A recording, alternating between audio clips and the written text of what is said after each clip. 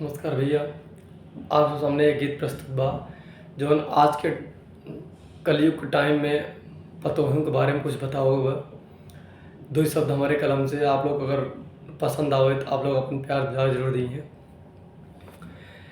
कैसन आई गइल बा जमानावा पतोहियन के, कैसन आई गइल बा जमानावा पतोहियन के, पतोहियन के, हाँ पतोहियन के, कैसन आई गइल बा जमानावा पतोहियन के।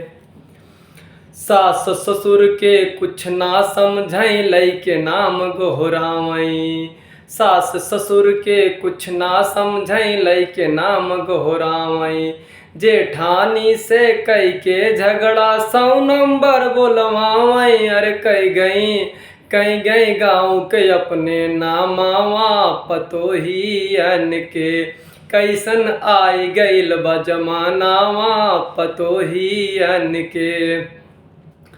हाट बाजार चली जाए भैया पहिर के उल्टा पल्ला, हाट बाजार चली जाए भैया पहिर के उल्टा पल्ला।